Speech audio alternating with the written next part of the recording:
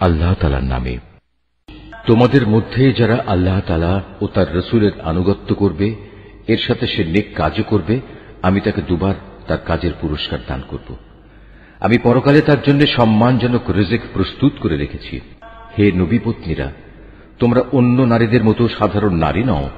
যদি তোমরা সত্যি আল্লাহ তাআলাকে ভয় করো, তাহলে অন্য পুরুষদের সাথে কথা বলার সময় কোমলতা অবলম্বন করো না। যদি এমন করো, তাহলে যার অন্তরে কোনো ব্যাধি আছে সে তোমার ব্যাপারে প্রলুব্ধ হয়ে পড়বে। তবে তোমরা সর্বদাই নিয়ম মাফিক কথাবার্তা বলবে। তোমরা ঘরে অবস্থান করবে। পূর্বেকার জাহিলিয়াতের জামানার মতো নিজেদের প্রদর্শনী করে বেড়াবে না। তোমরা নামাজ কায়েম করবে, যাকাত আদায় করবে, আল্লাহ তাআলা ও তার রাসূলের আনুগত্য করবে। হে নবী পরিবার, আল্লাহ তাআলা মূলত এসব কিছুর মাধ্যমে তোমাদের মাঝ থেকে সব ধরনের অপবিত্রতা দূর করে তোমাদের পাক সাফ করে দিতে চান। তোমাদের ঘরে আল্লাহ তাআলার কিতাবের আয়াত ও তার জ্ঞান তত্ত্বের যেসব কথা তেলাওয়াত করা হয় তা স্মরণ রেখো। নিঃসন্দেহে আল্লাহ তাআলা সূক্ষ্মদর্শী এবং তিনি সম্যক অবগত। মুসলমান পুরুষ, মুসলমান নারী, মোমেন পুরুষ, মোমেন নারী, ফরমাবরদার পুরুষ, ফরমাবরদার নারী, সত্যবাদী পুরুষ, সত্যবাদী নারী, ধৈর্যশীল পুরুষ, ধৈর্যশীল নারী, বিনীত পুরুষ, বিনীত নারী, দানশীল পুরুষ, দানশীল নারী, রোজাদার পুরুষ, রোজাদার নারী, যৌন অঙ্গসমূহের হেফাজতকারী পুরুষ, এ অঙ্গসমূহের হেফাজতকারী নারী, সর্বোপরি আল্লাহ তাআলাকে অধিক পরিমাণে স্মরণকারী পুরুষ, স্মরণকারী নারী। নিঃসন্দেহে এদের জন্য আল্লাহ তাআলা ক্ষমা ও মহাপুরস্কার ঠিক করে রেখেছেন। যখন আল্লাহ তাআলা ও তার রাসূল কোনো ব্যাপারে কোনো সিদ্ধান্ত ঘোষণা করেন, তখন কোনো মোমেন পুরুষ ও কোনো মোমেন নারীর এ অধিকার নেই যে তারা সে ব্যাপারে নিজেদের কোন রকম এখতিয়ার খাটাবে। মূলত যে কেউই আল্লাহ তাআলা ও তার রাসূলের নাফরমানি করবে, সে নিঃসন্দেহে সুস্পষ্ট গোমরাহিতে নিমজ্জিত হয়ে যাবে। হে নবী, তুমি স্মরণ করো যখন তুমি সে ব্যক্তিকে লক্ষ্য করে বলেছিলে, যার উপর আল্লাহ তাআলা বিরাট অনুগ্রহ করেছেন এবং তুমিও নিজের পুত্র বানিয়ে যার উপর অনুগ্রহ করেছ, তুমি তাকে বলেছিলে, তুমি তোমার স্ত্রীকে বিয়ের বন্ধনে রেখে দাও এবং আল্লাহ তাআলাকে ভয় করো। কিন্তু এ পর্যায়ে তোমার মনের ভেতরে যে কথা তুমি লুকিয়ে রেখেছিলে, আল্লাহ তাআলা পরে তা প্রকাশ করে দিলেন। আসলে তোমার পালক পুত্রের তালাক প্রাপ্ত স্ত্রীকে বিয়ে করার ব্যাপারে তুমি মানুষদের কথাকেই ভয় করছিলে, অথচ তুমি জানো আল্লাহ তাআলাই হচ্ছেন ভয় পাওয়ার বেশি হকদার। অতঃপর এক সময় যখন জায়েদ তার স্ত্রীর কাছ থেকে নিজের প্রয়োজন শেষ করে তাকে তালাক দিয়ে দিল, তখন আমি তোমার সাথে তার বিয়ে সম্পন্ন করে দিলাম, যাতে করে ভবিষ্যতে মোমেনদের উপর তাদের পালক পুত্রদের স্ত্রীদের বিয়ের মাঝে আর কোনো সংকীর্ণতা অবশিষ্ট না থাকে। বিশেষ করে তারা যখন তাদের স্ত্রীদের কাছ থেকে নিজেদের প্রয়োজন শেষ করে তালাক দিয়ে দেয়। আর সর্বশেষে আল্লাহ তাআলার আদেশই কার্যকর হতে হবে। আল্লাহ তাআলা নবীর জন্য যে ফয়সালা করে দিয়েছেন সে ব্যাপারে নবীর উপর কোনো বিধি নিষেধ নেই। আগের নবীদের ক্ষেত্রেও এ ছিল আল্লাহ তাআলার বিধান, আর আল্লাহ তাআলার বিধান তো আগে থেকে নির্ধারিত হয়ে আছে। যারা মানুষদের কাছে আল্লাহ তাআলার বাণী পৌঁছে দিত, তারা আল্লাহ তাআলাকে ভয় করত, তারা আল্লাহ তাআলা ছাড়া আর কাউকেই ভয় করত না, কেননা মানুষের হিসাব নেয়ার ব্যাপারে আল্লাহ তাআলাই যথেষ্ট। হে মানুষ, তোমরা জেনে রেখো, মুহাম্মদ তোমাদের কোন পুরুষের পিতা নয়, বরং সে তো হচ্ছে আল্লাহ তাআলার রাসূল এবং নবীদের সিল মোহর। আল্লাহ তাআলা সর্ববিষয়ে অবগত রয়েছেন। হে মানুষ, তোমরা যারা ঈমান এনেছ, তোমরা আল্লাহ তাআলাকে বেশি বেশি স্মরণ করো। সকাল সন্ধ্যায় তোমরা তাঁর পবিত্রতা ঘোষণা করো। তিনি মহান আল্লাহ তাআলা, যিনি তোমাদের উপর অনুগ্রহ বর্ষণ করেন।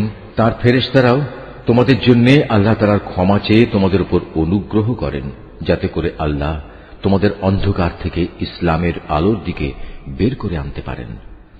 বস্তুত আল্লাহ তাআলা হচ্ছেন মুমিনদের জন্য পরম দয়ালু। যেদিন তারা আল্লাহ তাআলার সাথে সাক্ষাৎ করবে, সেদিন মহান আল্লাহর দরবারে তাদের সালাম দ্বারা অভিবাদন করা হবে। তিনি তাদের জন্য এক সম্মানজনক বিনিময় নির্দিষ্ট করে রেখেছেন। হে নবী, আমি তোমাকে হিদায়াতের সাক্ষী করে পাঠিয়েছি, তোমাকে বানিয়েছি জান্নাতের সুসংবাদদাতা ও জাহান্নামের সতর্ককারী। আল্লাহ তাআলার অনুমতি ক্রমে তুমি হচ্ছ আল্লাহর দিকে আহ্বানকারী ও হিদায়াতের সুস্পষ্ট প্রদীপ। অতএব তুমি মুমিনদের সুসংবাদ দাও যে তাদের জন্য আল্লাহ তাআলার পক্ষ থেকে এক মহা অনুগ্রহ রয়েছে। কখনো কাফের ও মুনাফিকদের কথা শোনো না, তাদের যাবতীয় নির্যাতন উপেক্ষা করে চলো, আল্লাহ তাআলার উপর ভরসা করো, কেননা কর্মবিধায়ক হিসেবে আল্লাহ তাআলাই তোমার জন্য যথেষ্ট। হে মোমেনরা, যখন তোমরা মোমেন রমণীদের বিয়ে করো অতঃপর কোন রকম স্পর্শ করার আগেই তাদের তালাক দাও, তাহলে এমতাবস্থায় তাদের উপর কোন ইদ্দত বাধ্যতামূলক নয় যে তোমরা তা গুনতে শুরু করবে। তবু তোমরা তাদের কিছু দিয়ে দেবে এবং সৌজন্যের সাথেই তাদের বিদায় করে দেবে। হে নবী, আমি তোমার জন্য সেসব স্ত্রীদের হালাল করেছি যাদের তুমি যথার্থ মোহর আদায় করে দিয়েছ। সেসব মহিলাও তোমার জন্য আমি হালাল করেছি যারা তোমার অধিকারভুক্ত, যাদের আল্লাহ তাআলা তোমাকে দান করেছেন। তোমার চাচাতো বোন, ফুফাতো বোন, মামাতো বোন, খালাতো বোন যারা তোমার সাথে হিজরত করেছে। তাছাড়া রয়েছে সে মোমেন নারী যে কোনো কিছু ছাড়াই নিজেকে নবীর জন্য নিবেদন করবে এবং নবী চাইলে তাকে বিয়ে করবে। এ বিশেষ অনুমতি শুধু তোমার জন্য, অন্য মোমেনদের জন্য নয়। সাধারণ মোমেনদের স্ত্রী ও অধিকারভুক্ত দাসীদের ব্যাপারে আমি তাদের উপর যে বিধি বিধান নির্ধারণ করেছি তা অবশ্য আমি ভালো করেই জানি। তোমার ব্যাপারে এ সুবিধা আমি এজন্যই দিয়েছি যেন তোমার উপর কোনো ধরনের সংকীর্ণতা না থাকে। আল্লাহ তাআলা ক্ষমাশীল ও পরম দয়ালু। তোমার জন্য আরেকটি অতিরিক্ত সুবিধা এই যে তুমি ইচ্ছে করলে তাদের মধ্যে থেকে কাউকে নিজের কাছ থেকে দূরে রাখতে পারো, আবার যাকে ইচ্ছা তাকে নিজের কাছেও রাখতে পারো। যাকে তুমি দূরে রেখেছ তাকে যদি পুনরায় তুমি নিজের কাছে রাখতে চাও তাতেও তোমার কোনো গুনাহ নেই। এই বিশেষ সুযোগ তোমাকে এজন্যই দেয়া হয়েছে যেন এতে করে ওদের চক্ষু শীতল থাকে, তারা অযথা দুঃখ না পায় এবং তুমি ওদের যা দেবে তাতেই যেন ওরা সবাই সন্তুষ্ট থাকতে পারে। তোমাদের মনে যা কিছু আছে আল্লাহ তাআলা তা ভালো করেই জানেন। আল্লাহ তাআলা সর্বজ্ঞ ও পরম সহনশীল। হে নবী, এর বাইরে তোমার জন্য বৈধ নয় যে তুমি তোমার বর্তমান স্ত্রীদের বদলে অন্য নারীদের স্ত্রী রূপে নেবে, যদিও সেসব নারীর সৌন্দর্য তোমাকে আকৃষ্ট করে। অবশ্য তোমার অধিকারভুক্ত দাসেরা এ বিধি নিষেধের ব্যতিক্রম। স্মরণ রাখবে, আল্লাহ তাআলা সব কিছুর উপর তীক্ষ্ণ দৃষ্টি রাখেন। হে মানুষ, তোমরা যারা ঈমান এনেছ, তোমরা নবীর ঘরে প্রবেশ করো না। অবশ্য যখন তোমাদের খাওয়ার জন্য আসার অনুমতি দেয়া হয় তাহলে সে অবস্থায় এমন সময় পর্যন্ত অপেক্ষা করে প্রবেশ করো যাতে তোমাদের খাওয়ার জন্য অপেক্ষা করতে না হয়। কিন্তু কখনো যদি তোমাদের ডাকা হয় তাহলে সময় মতোই প্রবেশ করো। অতঃপর যখন খাবার গ্রহণ শেষ করে ফেলবে তখন সাথে সাথে সেখান থেকে চলে যেও এবং সেখানে কোনো অর্থহীন কথাবার্তায় নিমগ্ন হয়েও না। তোমাদের এই বিষয়টি নবীকে কষ্ট দেয়। সে তোমাদের এই কথা বলতে লজ্জাবোধ করে, কিন্তু আল্লাহ তাআলা সত্য বলতে মোটেই লজ্জাবোধ করেন না। হ্যাঁ, তোমাদের যদি নবী পত্নীদের কাছ থেকে কিছু চাইতে হয় তাহলে পর্দার আড়াল থেকে চেয়ে নিও। এটা তোমাদের ও তাদের অন্তরকে পাক সাফ রাখার জন্য অধিকতর উপযোগী। তোমাদের কারো জন্যই এটা বৈধ নয় যে তোমরা আল্লাহর রসুলকে কষ্ট দেবে, না এটা তোমাদের জন্য বৈধ যে তোমরা তার পরে কখনো তার স্ত্রীদের বিয়ে করবে। এটা আল্লাহ তাআলার কাছে এক বড় অপরাধের ব্যাপার। তোমরা কোনো জিনিস প্রকাশ করো কিংবা তা গোপন করো, আল্লাহ তাআলা তা সবই জানেন, কেননা তিনি সর্বজ্ঞ। যারা নবী পত্নী তাদের উপর তাদের পিতা, ছেলে, ভাইদের ছেলে, বোনদের ছেলে সব সময়ে আসা যাওয়া করা মহিলা এবং নিজেদের অধিকারভুক্ত দাসীদের সামনে আসা ও তাদের কাছ থেকে পর্দা না করার ব্যাপারে কোনো অপরাধ নেই। হে নবী পত্নীরা, তোমরা আল্লাহ তাআলাকে ভয় করো। অবশ্যই আল্লাহ তাআলা সব কিছু প্রত্যক্ষ করেন। নিঃসন্দেহে আল্লাহ তাআলা ও তার ফেরেশতারা নবীর উপর দরুদ পাঠান। অতএব হে ঈমানদার ব্যক্তিরা, তোমরাও নবীর উপর দরুদ পাঠাতে থাকো এবং তাকে উত্তম অভিবাদন পেশ করো। যারা আল্লাহ তাআলা ও তার রসুলকে কষ্ট দেয় তাদের উপর দুনিয়া আখিরাত উভয় জায়গায় আল্লাহ তাআলা অভিশাপ বর্ষণ করেন। কিয়ামতের দিন তিনি তাদের জন্য অপমানজনক আযাব ঠিক করে রেখেছেন। যারা মোমেন পুরুষ ও মোমেন নারীদের কষ্ট দেয় তেমন ধরনের কিছু দোষ তারা না করা সত্ত্বেও যারা এমনটি করে তারা তো মূলত মিথ্যা ও স্পষ্ট অপবাদের বোঝাই বহন করে চলে। হে নবী, তুমি তোমার স্ত্রী, মেয়ে ও সাধারণ মোমেন নারীদের বলো তারা যেন তাদের চাদর থেকে কিয়দংশ নিজেদের মুখমণ্ডলের উপর টেনে দেয়।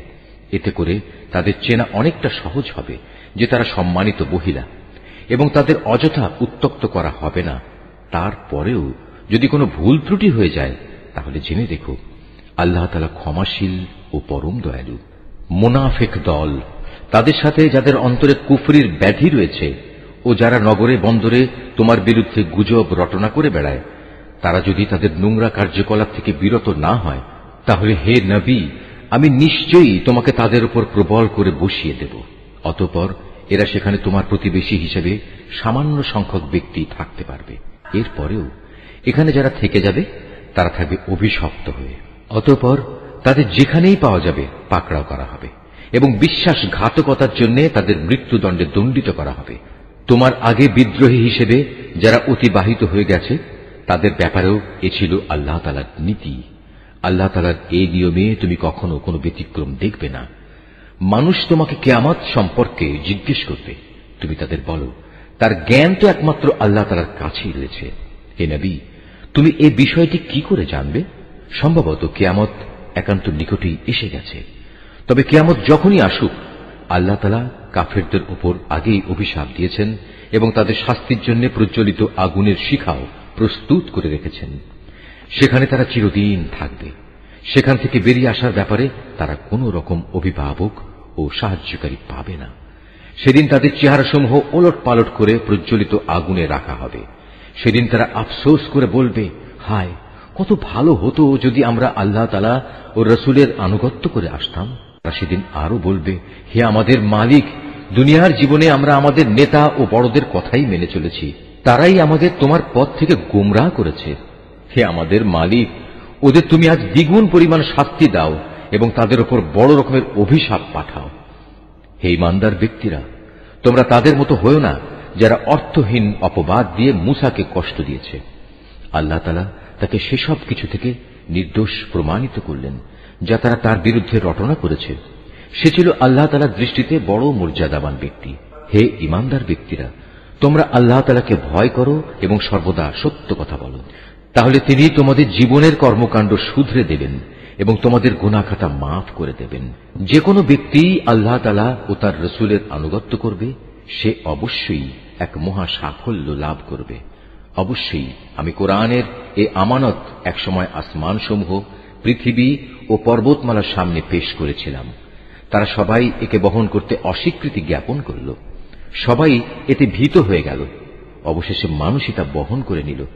এতে সন্দেহ নেই সে মানুষ একান্ত জালেম ও এ আমানত বহন করার পরিণাম সম্পর্কে একান্তই অজ্ঞ। আল্লাহ তাআলা মুনাফিক পুরুষ, মুনাফিক নারী, মুশরিক পুরুষ, মুশরিক নারীদের এই আমানতের দায়িত্বে অবহেলার জন্য কঠোর শাস্তি দেবেন এবং মোমেন পুরুষ ও মোমেন নারীদের উপর আমানতের দায়িত্ব পালনে ভুল ত্রুটির জন্য ক্ষমা পরবশ হবেন। নিঃসন্দেহে আল্লাহ তাআলা একান্ত ক্ষমাশীল ও পরম দয়ালু। সূরা সাবা। রহমান রহিম আল্লাহ তাআলার নামে। সমস্ত প্রশংসা আল্লাহ তাআলার জন্য। এই আকাশমণ্ডলী ও জমিনে যেখানে যা কিছু আছে সবই তাঁর একক মালিকানাধীন এবং পরকালেও সমস্ত প্রশংসা হবে একমাত্র তাঁর জন্য। তিনি সর্ববিষয়ে প্রজ্ঞাময়। তিনি জানেন যা কিছু জমিনের ভেতরে প্রবেশ করে, আবার যা কিছু তা থেকে উদ্গত হয়, যা কিছু আসমান থেকে বর্ষিত হয় এবং যা কিছু তাতে উত্থিত হয়। এর প্রতিটি বিষয় সম্পর্কেই তিনি পরিজ্ঞাত আছেন। তিনি পরম দয়ালু, পরম ক্ষমাশীল। তারা বলে, আমাদের উপর কখনোই কিয়ামত আসবে না। হে নবী, তুমি এদের বলো, আমার মালিকের কসম, হ্যাঁ অবশ্যই তা তোমাদের উপর আপতিত হবে। আমার মালিক অদৃশ্য জগৎ সম্পর্কে অবহিত। এই আকাশমণ্ডলী ও জমিনের অণু পরমাণু তার চাইতেও ক্ষুদ্র কিংবা বড়, এর কোনো কিছুই তার জ্ঞান সীমার অগোচরে নয়। তবে তা সুস্পষ্ট গ্রন্থে লিপিবদ্ধ রয়েছে, যেন এর ভিত্তিতে তিনি তাদের পুরস্কার দিতে পারেন যারা ঈমান এনেছে এবং নেক কাজ করেছে। বস্তুত তারাই হচ্ছে সেই সৌভাগ্যবান মানুষ যাদের জন্য আল্লাহ তাআলার প্রশস্ত ক্ষমা ও সম্মানজনক জীবিকা রয়েছে। যারা এ জমিনে প্রাধান্য পাবার জন্য আমার আয়াতকে ব্যর্থ করে দেওয়ার চেষ্টা করে, তাদের জন্য পরকালে ভয়ঙ্কর মর্মন্তুদ শাস্তি রয়েছে। হে নবী, যাদের জ্ঞান দেয়া হয়েছে তারা জানে তোমার মালিকের পক্ষ থেকে নাজিল হওয়া এ কিতাব একান্ত সত্য। এটি তাদের পরাক্রমশালী প্রশংসিত আল্লাহ তাআলার দিকেই পথ নির্দেশ করে। যারা আল্লাহ তাআলাকে অস্বীকার করে তারা বলে, হে আমাদের সাথীরা, আমরা কি তোমাদের এমন এক ব্যক্তির সন্ধান দেব যে তোমাদের কাছে বলবে, তোমরা মৃত্যুর পর যখন ছিন্ন বিচ্ছিন্ন হয়ে যাবে তখন পুনরায় তোমরা নতুন সৃষ্টিরূপে উত্থিত হবে? আমরা জানি না এই ব্যক্তি কি আল্লাহ তাআলার উপর মিথ্যা অপবাদ দিচ্ছে, না তাকে কোনো উন্মাদনা পেয়ে বসেছে, না আসল ব্যাপার হচ্ছে যারা আখিরাতের উপর ঈমান আনে না তারাই সেখানকার আযাব ও দুনিয়ার ঘোর গোমরাহিতে নিমজ্জিত আছে। তারা কি তাদের সামনে পেছনে যে আকাশ ও পৃথিবী রয়েছে তার দিকে তাকিয়ে এদের স্রষ্টাকে খুঁজে দেখে না? আমি চাইলে ভূমিকে তাদের সহ ধসিয়ে দিতে পারি, কিংবা পারি তাদের উপর কোন আকাশখণ্ডের পতন ঘটাতে। তাতে অবশ্যই এমন প্রতিটি বান্দার জন্য কিছু নিদর্শন রয়েছে যারা আল্লাহ তাআলার অভিমুখী। আমি নবী দাউদকে আমার কাছ থেকে অনেকগুলো অনুগ্রহ দান করেছিলাম। এমনকি আমি পাহাড়কেও এই বলে আদেশ দিয়েছিলাম, হে পর্বতমালা, তোমরা তাসবিহ পড়ার সময় তার সাথে একাত্মতা ঘোষণা করো। একই আদেশ আমি পাখি কুলকেও দিয়েছিলাম। আমি তার জন্য লোহাকে নরম করে দিয়েছিলাম। তাকে আমি বলেছিলাম, সে বিগলিত লোহা দ্বারা তুমি পূর্ণ মাপের বর্ম তৈরি করো এবং সেগুলোর কড়াসমূহ যথাযথভাবে সংযুক্ত করো। কিন্তু এই শিল্পগত কলা কৌশলের পাশাপাশি তোমরা তোমাদের নেক কাজও অব্যাহত রাখো। তোমরা যা কিছুই করো না কেন আমি তা সব কিছুই পর্যবেক্ষণ করি। এমনিভাবে আমি সুলাইমানের জন্য বাতাসকে তার অনুগত বানিয়ে দিয়েছিলাম। তার প্রাতকালীন ভ্রমণ ছিল 1 মাসের পথ, আবার সান্ধ্যকালীন ভ্রমণও ছিল 1 মাসের পথ। আমি তার জন্য গলিত তামার একটি ঝর্ণা প্রবাহিত করেছিলাম। তার মালিকের অনুমতিক্রমে জিনদের কিছু সংখ্যক কর্মী তার সামনে থেকে তার জন্য কাজ করত। আমি বলেছিলাম, তাদের মধ্যে থেকে কেউ যদি আমার ও আমার নবীর আদেশ অমান্য করে তাহলে তাকে আমি জ্বলন্ত আগুনের শাস্তি আস্বাদন করাব। সুলাইমান যা কিছু চাইত তারা জিনরা তার জন্য তাই করে দিত। যেমন সুরম্য প্রাসাদ, নানা ধরনের ছবি, বড় বড় পুকুরের ন্যায় থালা ও চুলার উপর স্থাপন করার জন্তু জানোয়ার সহ সবার আতিথেয়তার উপযোগী বৃহৎ আকারের ডেক। আমি বলেছি, হে দাউদ পরিবারের লোকেরা, তোমরা আমার শকর স্বরূপ নেক কাজ করো। আসলে আমার বান্দাদের মাঝে খুব অল্প সংখ্যক মানুষই তাদের মালিকের শকর আদায় করে। যখন আমি তার উপর মৃত্যুর আদেশ জারি করলাম তখন তাদের জিন কর্মী বাহিনীর কেউই বাইরের মানুষদের তার মৃত্যুর খবর কেউই দেখায়নি। দেখিয়েছে কেবল একটি ক্ষুদ্র মাটির পোকা, যা তখনও তার লাঠিটি খেয়ে যাচ্ছিল। সুলাইমানের লাঠি পোকায় খাওয়ায় যখন সে মাটিতে পড়ে গেল তখন মাত্র জিনেরা বুঝতে পারল সুলাইমান আগেই মারা গেছে। তারা যদি তখন গায়েবের বিষয়ে জানত তাহলে তাদের এতকাল লাঞ্ছনাদায়ক শাস্তিতে থাকতে হতো না। সাবা নগরের অধিবাসীদের জন্য তাদের স্বীয় বাসভূমিতে আল্লাহর একটি কুদরতের নিদর্শন মজুদ ছিল। 2 সারি উদ্যান, একটি ডান দিকে আর একটি বাঁ দিকে। আমি তাদের বলেছিলাম, এ থেকে পাওয়া তোমাদের মালিকের দেয়া রিজিক খাও এবং এজন্য তোমরা তার শুকর আদায় করো। কত সুন্দর নগরী এটা, কত ক্ষমাশীল এ নগরীর মালিক আল্লাহ তাআলা। কিন্তু পরে ওরা আমার আদেশ অমান্য করল। ফলে আমি তাদের উপর এক বাঁধ ভাঙা বন্যা প্রবাহিত করে দিলাম। তাদের সে সুফলা উদ্যান দুটো এমন দুটো উদ্যান দ্বারা বদলে দিলাম যাতে থেকে গেল বিস্বাদ ফল, ঝাউ গাছ এবং কিছু কুল বৃক্ষ। এভাবে আমি তাদের শাস্তি দিয়েছিলাম, কেননা তারা আমার নেয়ামত অস্বীকার করেছে। আর আমি অকৃতজ্ঞ বান্দা ছাড়া কাউকেই শাস্তি দেই না। আমি তাদের সাবা নগরীর অধিবাসীদের সাথে সেসব জনপদের উপরও বরকত দান করেছিলাম। উভয়ের মাঝে আরো কিছু দৃশ্যমান জনবসতি আমি স্থাপন করেছিলাম এবং তাতে আমি সফরের মঞ্জিলও নির্ধারণ করে দিয়েছিলাম। তাদের আমি বলেছিলাম, তোমরা সেখানে এবার দিনে কিংবা রাতে নিরাপদে ভ্রমণ করো। তারা বলল, হে আমাদের মালিক, আমাদের সফরের মঞ্জিল সমূহ তুমি দূরে দূরে স্থাপন করো। তারা নিজেদের উপর জুলুম করল। ফলে আমিও তাদের শাস্তি দিয়ে মানুষদের জন্য একটি কাহিনীর বিষয় পরিণত করে দিলাম। ওদের আমি ছিন্ন বিচ্ছিন্ন করে তছ নছ করে দিলাম। এতে প্রত্যেকটি ধৈর্যশীল কৃতজ্ঞ বান্দার জন্যই শিক্ষণীয় নিদর্শন রয়েছে। ইবলিস তাদের মোমেনদের ব্যাপারে নিজের ধারণা সত্য পেয়েছে, কেননা তারা তাঁরই আনুগত্য করেছে, অবশ্য ইমানদারদের একটি দল ছাড়া। অথচ তাদের উপর শয়তানের তো কোন রকম আধিপত্য ছিল না। আসলে ঘটনাটি ছিল, আমি জানতে চেয়েছিলাম তোমাদের মাঝে কে আখিরাতের উপর ঈমান আনে আর কে সে ব্যাপারে সন্দিহান। তোমার মালিক তো সব কিছুর উপরই নিগাহবান। হে নবী, তুমি বলো, তোমরা যাদের আল্লাহর বদলে শরীক মনে করো তাদের ডাকো। তারা আসমান সমূহ ও জমিনের এক অনুপরিমাণ কিছুর মালিক নয়, এ দুটো বানানোর ব্যাপারেও তাদের কোনো অংশ নেই, না তার কোনো সাহায্যকারী রয়েছে। কিয়ামতের দিন তার সামনে কারো সুপারিশ কাজে আসবে না, অবশ্য তিনি যাকে অনুমতি দেবেন সে ব্যক্তি বাদে। এমনকি যখন তাদের অন্তর থেকে ভয় দূরীভূত করে দেয়া হবে, তখন ফেরেশতারা একে অপরকে বলবে, এ কি ব্যাপার, আল্লাহ তাআলা তোমাদের কিসের আদেশ দিলেন? সে বলবে, হ্যাঁ, তোমাদের মালিক আল্লাহ তাআলা সত্য বিষয়ের আদেশ দিয়েছেন, তিনি সমুচ্চ, তিনি মহান। হে নবী, তুমি জিজ্ঞেস করো, তোমরাই বলো, কে আছে তোমাদের আসমান সমূহ ও জমিন থেকে রিজিক সরবরাহ করে? তুমি বলো, আল্লাহ তাআলা। এখানে আমরা কিংবা তোমরা, হয় আমরা উভয় হেদায়েতের উপর আছি, না হয় উভয় সুস্পষ্ট গুমরাহির মধ্যে আছি। তুমি এদের আরো বলো, আমরা যে অপরাধ করেছি সে সম্পর্কে তোমাদের কিছুই জিজ্ঞেস করা হবে না, আবার তোমরা যা করে বেড়াচ্ছ সে ব্যাপারেও আমাদের কোনো জবাবদিহি করতে হবে না। এদের আরো বলো, কিয়ামতের দিন আমাদের মালিক আমাদের ও তোমাদের সবাইকে এক জায়গায় জড়ো করবেন, অতঃপর তিনি আমাদের মধ্যে হেদায়েত ও গুমরাহির যথার্থ ফয়সালা করে দেবেন, কেননা তিনিই হচ্ছেন শ্রেষ্ঠ বিচারক, প্রবল প্রজ্ঞাময়। হে নবী, তুমি আরো বলো, তোমরা আমাকে সেসব কিছু দেখাও যাদের তোমরা আল্লাহ তাআলার সাথে শরীক বানিয়ে তার সাথে মিলিয়ে রেখেছ। জেনে রেখো, তার কোনো শরীক নেই, তিনি পরাক্রমশালী, তিনি কুশলী। হে নবী, আমি তোমাকে সমগ্র মানব জাতির জন্য জান্নাতের সুসংবাদদাতা ও জাহান্নামের সতর্ককারী রূপে পাঠিয়েছি, কিন্তু অধিকাংশ মানুষই তা জানে না। তারা বলে, হে মুসলমানরা, যদি তোমরা সত্যবাদী হও তাহলে বলো, তোমাদের এ ওয়াদা কবে বাস্তবায়িত হবে? হে নবী, তুমি এদের বলো, তোমাদের জন্য যে দিনের ওয়াদা করা হয়েছে তোমরা তার থেকে এক মুহূর্ত যেমনি পিছিয়ে থাকতে পারবে না, তেমনি তোমরা এক মুহূর্ত এগিয়েও আসতে পারবে না। কাফেররা বলে, আমরা কোনোদিনই এ কোরআনের উপর ঈমান আনব না এবং আগের কিতাবগুলোর উপরও ঈমান আনব না।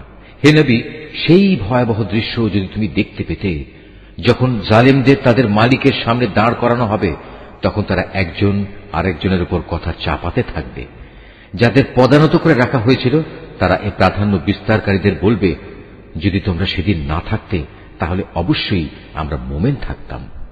এ কথার জবাবে এ অহংকারী লোকেরা যাদের দাবিয়ে রাখা হয়েছিল তাদের বলবে, আমরা কি তোমাদের হেদায়েতের পথে না চলার জন্য বাধ্য করেছিলাম? বিশেষ করে যখন হেদায়েত তোমাদের কাছে পৌঁছে গিয়েছিল, আসলে তোমরা নিজেরাই ছিলেন নাফরমান। যাদের পদানত করে রাখা হয়েছিল, এবার তারা অহংকারী নেতাদের বলবে, জবরদস্তি না হলেও তোমাদের রাত দিনের চক্রান্ত নাফরমানি করতে আমাদের বাধ্য করেছিল, বিশেষ করে যখন তোমরা আমাদের আদেশ দিতে যেন আমরা আল্লাহ তাআলাকে অস্বীকার করি এবং অন্যদের তার সমকক্ষ দাঁড় করাই। এভাবে একে অপরকে অভিযুক্ত করতে করতে যখন তারা তাদের চোখের সামনেই আযাব দেখতে পাবে, তখন তারা মনে মনে ভীষণ অনুতাপ করতে থাকবে। সেদিন যারা অস্বীকার করেছে আমি তাদের গলদেশে শেকল পরিয়ে দেব। তুমিই বলো, স্বীয়কৃত কর্মের জন্য এদের এর চাইতে ভালো কোনো বিনিময় কি দেওয়া যেত? কখনো এমন হয়নি। আমি কোন জনপদে জাহান্নামের সতর্ককারী রূপে কোন নবী পাঠিয়েছি, অথচ তাদের বিত্তশালী লোকেরা একথা বলেনি, তোমাদের যে পয়গাম দিয়ে পাঠানো হয়েছে আমরা তা অস্বীকার করি। তারা আরো বলেছে, আমরা এ দুনিয়ায় ধনে জনে তোমাদের চাইতে সমৃদ্ধশালী এবং পরকালে আমাদের কখনই আযাব দেয়া হবে না। হে নবী, তুমি বলো, আমার মালিক যাকে ইচ্ছা করেন তার রিজিক প্রশস্ত করে দেন, যাকে ইচ্ছা সংকুচিত করে দেন, কিন্তু অধিকাংশ মানুষই এটা বোঝে না। হে মানুষ, তোমাদের ধন সম্পদ, তোমাদের সন্তান সন্ততি এমন কোন বিষয় নয় যে এগুলো তোমাদের আমার নৈকট্য লাভ করতে সহায়ক হবে। তবে যে ব্যক্তি ঈমান এনেছে এবং সে অনুযায়ী নেক কাজ করেছে, সে এ নৈকট্য লাভ করতে পারবে। এ ধরনের লোকদের জন্যই কিয়ামতে দ্বিগুণ পুরস্কারের ব্যবস্থা রয়েছে। তারা জান্নাতের সুরম্য বালাখানায় নিরাপদে অবস্থান করবে, কেননা তারা নেক আমল করেছে। যারা আমার আয়াতকে নানা কৌশলে ব্যর্থ করে দিতে চেয়েছে তারা হামেশাই আযাবে পড়ে থাকবে। হে নবী, তুমি বলো, আমার মালিক তার বান্দাদের মাঝে যার প্রতি ইচ্ছা করেন তার রিজিক বাড়িয়ে দেন, আবার যার প্রতি ইচ্ছা তার জন্য তা সংকুচিত করে দেন। তোমরা যা কিছু আল্লাহর পথে খরচ করবে তিনি তোমাদের অবশ্যই তার প্রতিদান দেবেন, কেননা তিনিই হচ্ছেন সর্বোত্তম রিজিক দাতা। যেদিন তিনি এদের সকলকে হাসরের ময়দানে একত্রিত করবেন, অতঃপর ফেরেশতাদের উদ্দেশ্য করে তিনি বলবেন, এ মানুষরা কি দুনিয়াতে শুধু তোমাদের ইবাদত করত? ফেরেশতারা বলবে, হে আমাদের মালিক, তুমি মহান, তাদের বদলে তুমি আমাদের অভিভাবক। ওরা তো বরং জিনদের ইবাদত করত এবং এদের অধিকাংশ তাদের উপর বিশ্বাসও করত। আজ তোমাদের একে অন্যের উপকার কিংবা অপকার কোনো কিছুই করার ক্ষমতা নেই। জালেমদের আমি আরো বলবো, যে আগুনের আযাব তোমরা অস্বীকার করতে, আজ তারই মজা উপভোগ করো। যখন এদের কাছে আমার সুস্পষ্ট আয়াতসমূহ তেলাওয়াত করা হয়, তখন তারা বলে, এ ব্যক্তি আমাদের মতো একজন মানুষ বই কিছু নয়। তোমাদের পূর্বপুরুষরা যাদের ইবাদত করত, তা থেকে সে তোমাদের ফিরিয়ে রাখতে চায়। এবং কুরআন সম্পর্কে তারা বলতো, এটা তো মন গড়া মিথ্যা ছাড়ার কিছুই নয়। আর এই কাফেরদের কাছে যখনই কোনো সত্য এসে হাজির হয়, তখনই তারা বলে, এ হচ্ছে এক সুস্পষ্ট জাদু। অথচ আমি এদের কখনো কোনো আসমানি কিতাব দেইনি যা তারা পড়তে পড়াতে পারে, না আমি তোমার আগে এদের জন্য অন্য কোনো সতর্ককারী পাঠিয়েছি। এদের আগের লোকেরাও নবীদের মিথ্যা প্রতিপন্ন করেছিল, অথচ আমি তাদের যা কিছু দান করেছিলাম তার 1/10 পর্যন্ত এরা পৌঁছতে পারেনি।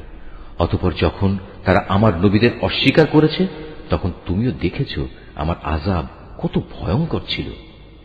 হে নবী, তুমি এদের বলো, এসো, আমি তোমাদের শুধু একটি কথাই উপদেশ দিচ্ছি, তা হচ্ছে তোমরা আল্লাহ তাআলার জন্যই সত্যের উপর দাঁড়িয়ে যাও, দুজন করে, দুজন না হলে একা একা। অতঃপর ভালো করে চিন্তা করে দেখো, তোমাদের সাথী মুহাম্মদ কোন রকম পাগল নয়। সে তো হচ্ছে তোমাদের জন্য আসন্ন ভয়াবহ আযাবের একজন সতর্ককারী মাত্র। হে নবী, তুমি বলো, আমি তোমাদের কাছ থেকে কোনো পারিশ্রমিক দাবি করিনি, অতএব তা তো তোমাদের কাছেই রয়ে গেছে।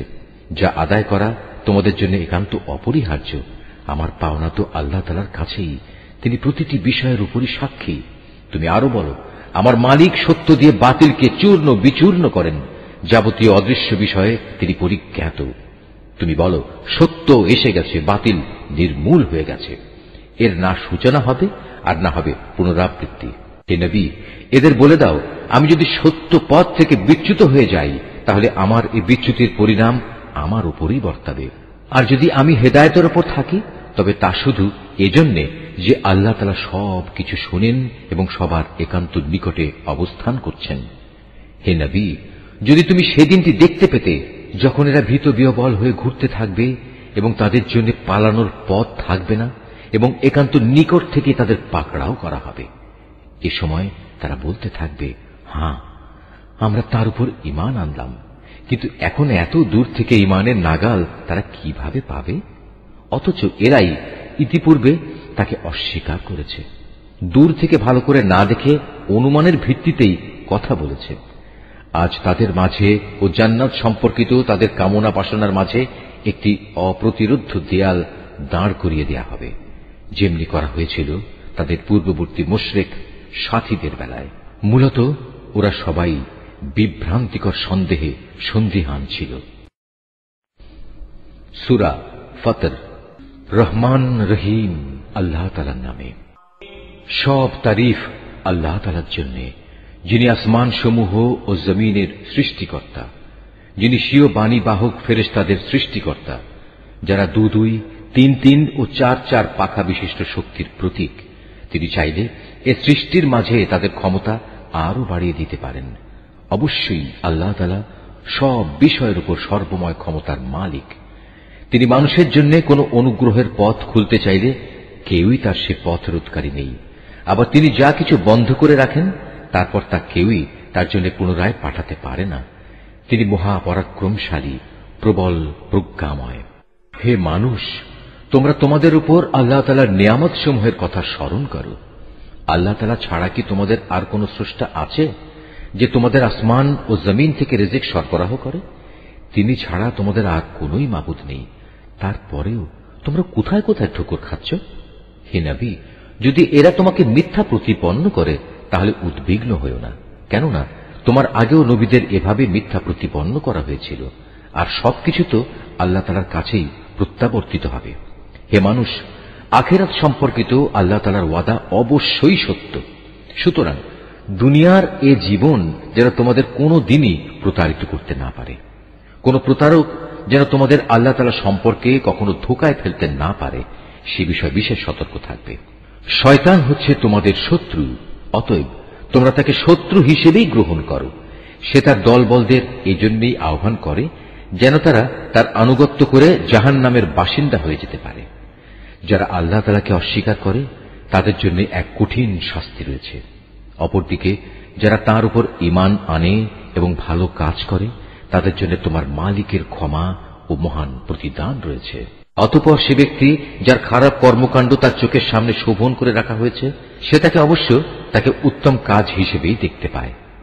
নিঃসন্দেহে আল্লাহ তাআলা যাকে চান তাকে গোমরা করেন, আবার যাকে চান তাকে তিনি হেদায়েত দান করেন।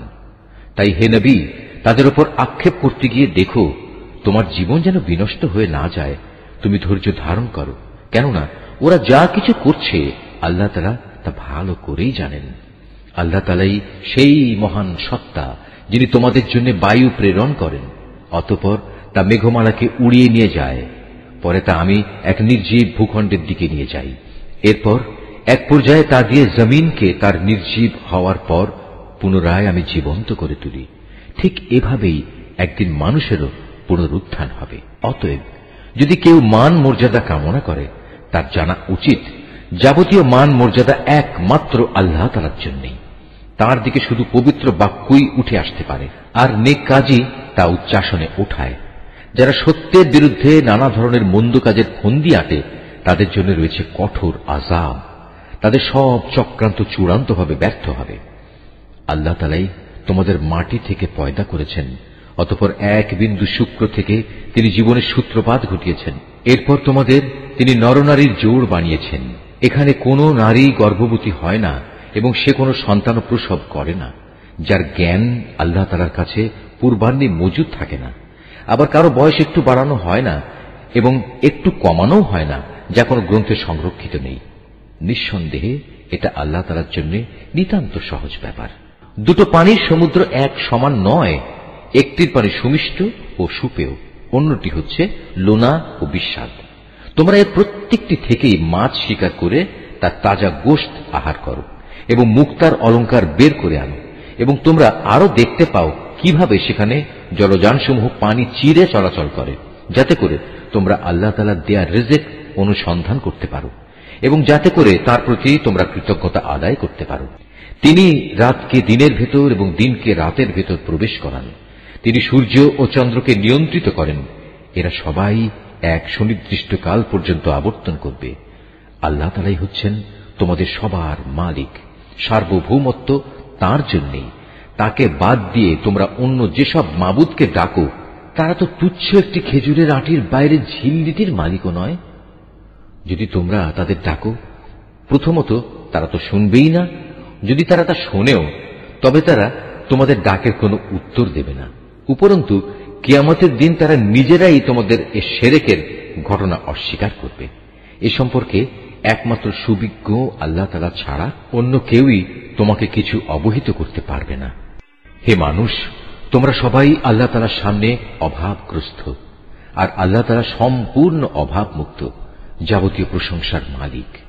তিনি যদি চান তাহলে দুনিয়ার বুক থেকে তোমাদের উঠিয়ে নিয়ে যেতে পারেন এবং তোমাদের জায়গায় নতুন এক সৃষ্টিকেও তিনি নিয়ে আসতে পারেন। আর এই কাজটি আল্লাহ তাআলার জন্য মোটেই কঠিন নয়। কিয়ামতের দিন কেউ কারো গুনাহের বোঝা বইবে না।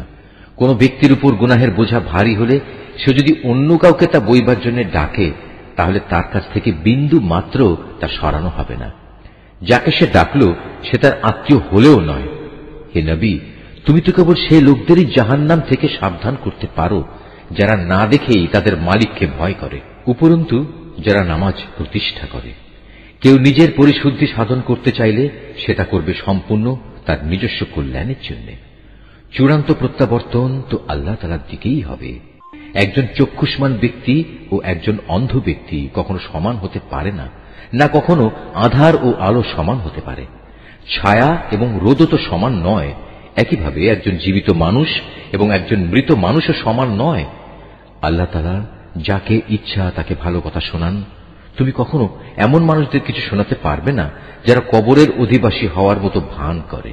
আসলে তুমি তো জাহান্নামের একজন সতর্ককারী বই, আর কিছুই নাও। অবশ্যই আমি তোমাকে সত্য দ্বীন সহ একজন সুসংবাদদাতা ও জাহান্নামের সতর্ককারী রূপেই পাঠিয়েছি।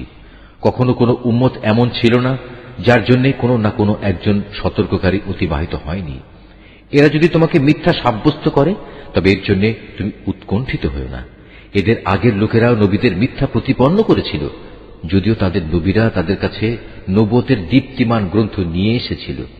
অতঃপর যারা নবীদের অস্বীকার করেছে আমি তাদের কঠোরভাবে পাকড়াও করেছি। কত ভয়ঙ্কর ছিল আমার আযাব। হে মানুষ, তুমি কি এই বিষয়টি কখনো চিন্তা করো না? আল্লাহ তাআলা কিভাবে আসমান থেকে পানি বর্ষণ করেন, অতঃপর এ পানি দ্বারা আমি জমিনের বুকে রং বেরঙের ফলমূল উদ্গত করি।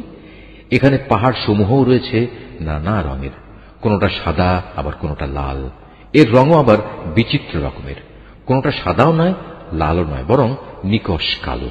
একইভাবে মানুষ, জমিনের উপর বিচরণশীল জীবজন্তু এবং পশু সমূহও রয়েছে নানা রঙের। আল্লাহ তাআলাকে তার বান্দাদের মাঝে সেসব লোকেরাই বেশি ভয় করে যারা এ সৃষ্টি নৈপুণ্য সম্পর্কে ভালো করে জানে। আল্লাহ তাআলা মহাপরাক্রমশালী, ক্ষমতাশীল। যারা আল্লাহ তাআলার কিতাব পাঠ করে, নামাজ প্রতিষ্ঠা করে, আমি তাদের যে রিজিক দিয়েছি তা থেকে যারা আমারই উদ্দেশ্যে গোপনে কিংবা প্রকাশ্যে দান করে, মূলত তারা এমন এক ব্যবসায় নিয়োজিত আছে যা কোনো দিন তাদের জন্য লোকসান বয়ে আনবে না, কেননা আল্লাহ তাআলা তাদের কাজের পুরোপুরি বিনিময় দান করবেন। নিজ অনুগ্রহে তিনি তাদের পাওনা আরো বাড়িয়ে দেবেন। অবশ্যই তিনি ক্ষমাশীল, গুণগ্রাহী। হে নবী, যে কিতাব আমি তোমার উপর ওহী করে পাঠিয়েছি তাই একমাত্র সত্য। এর আগের যেসব কিতাব রয়েছে এই কিতাব তার সমর্থনকারী। অবশ্যই আল্লাহ তাআলা তার বান্দাদের ভালো করেই জানেন এবং তাদের ভালো করেই তিনি দেখেন। অতঃপর আমি আমার বান্দাদের মাঝে তাদের সে কিতাবের উত্তরাধিকারী বানিয়েছি। আমি যাদের এই কাজের জন্য বাছাই করে নিয়েছি, তারপর তাদের কিছু লোক নিজেই নিজের উপর জালেম হয়ে বসল।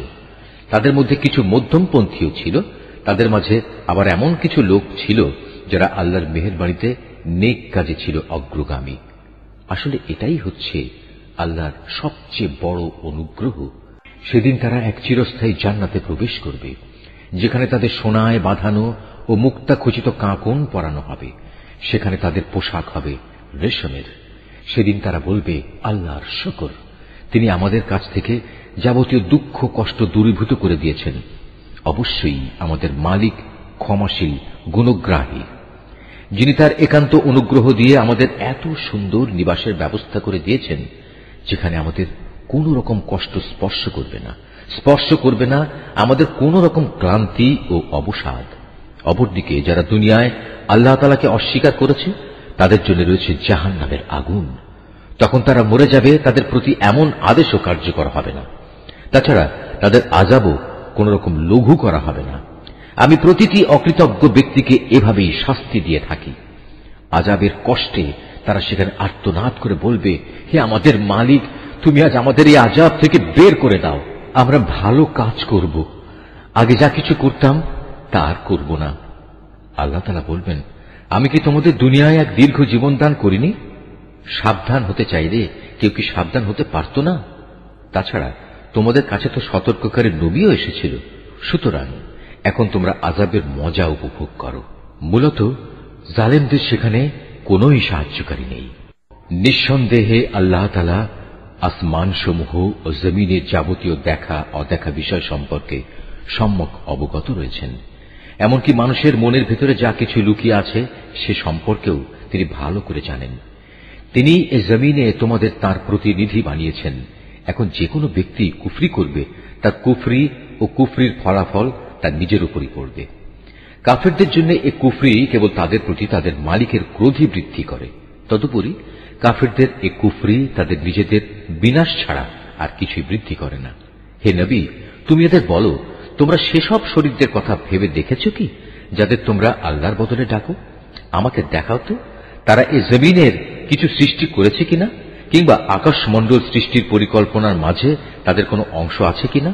না আমি তাদের কোনো কিতাব দান করেছি যে এজন্য তার থেকে কোনো দলিল প্রমাণের উপর তারা নির্ভর করতে পারে? বরং এরা হচ্ছে জালেম। এরা একে অপরকে প্রতারণামূলক প্রতিশ্রুতি দিয়ে থাকে। বস্তুত আল্লাহ তাআলাই আসমান সমূহ ও জমিনকে স্থির করে ধরে রেখেছেন, যাতে করে ওরা স্বীয় কক্ষপথ থেকে বিচ্যুত না হতে পারে। যদি কখনো ওরা কক্ষচ্যুত হয়েই পড়ে, তাহলে তুমি বলো আল্লাহ তাআলার পর এমন কে আছে যে এদের উভয়কে পুনঃস্থির করতে পারবে? অবশ্যই তিনি মহা সহনশীল, ক্ষমাপরায়ণ।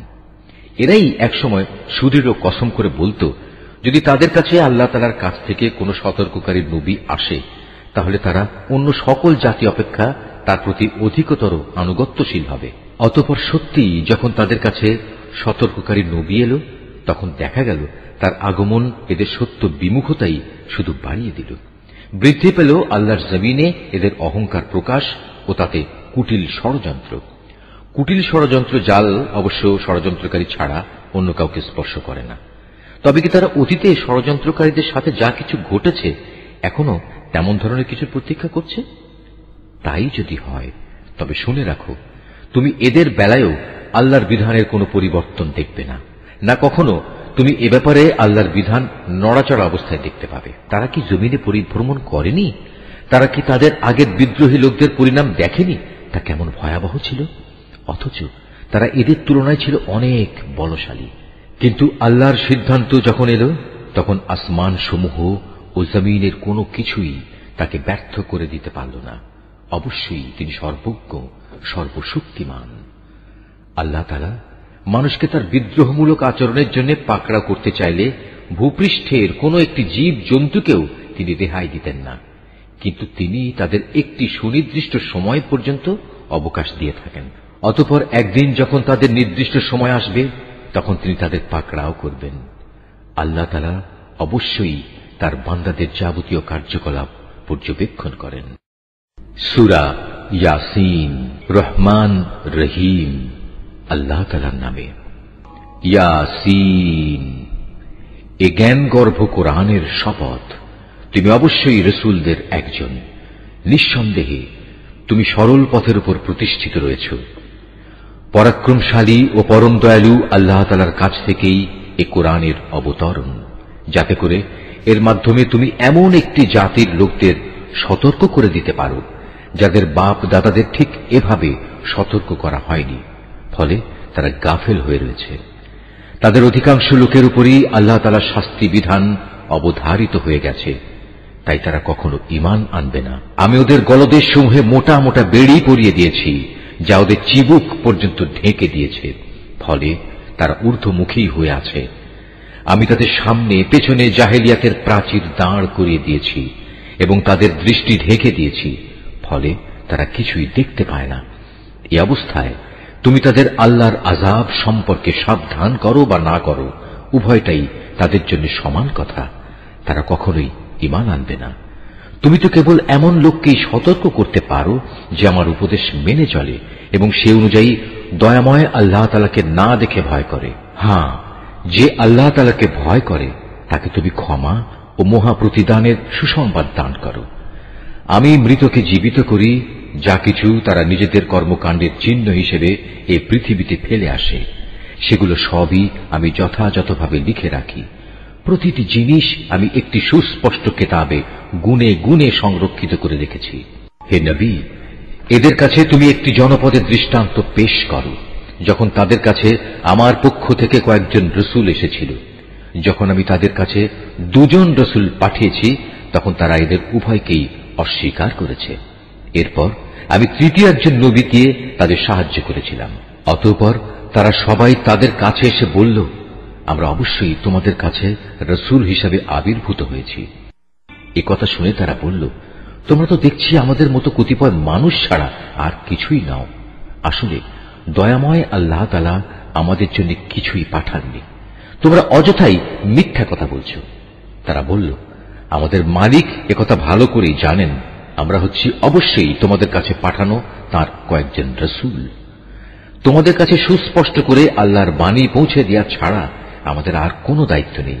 তারা বলল, কিন্তু আমরা তো তোমাদেরই আমাদের সব অমঙ্গলের কারণ মনে করি।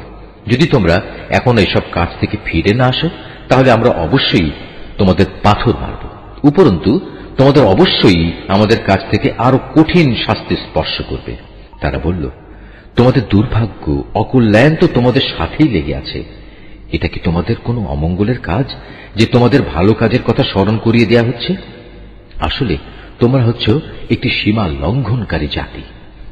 এমন সময় নগরীর প্রান্ত থেকে এক ব্যক্তি এদের কাছে ছুটে এলো এবং সবাইকে বলল, হে আমার জাতির লোকেরা, তোমরা আল্লাহর এ রসুলদের অনুসরণ করো এমন এক রসুলের যে তোমাদের কাছে হেদায়েতের বিনিময়ে কোন প্রকার প্রতিদান চায় না।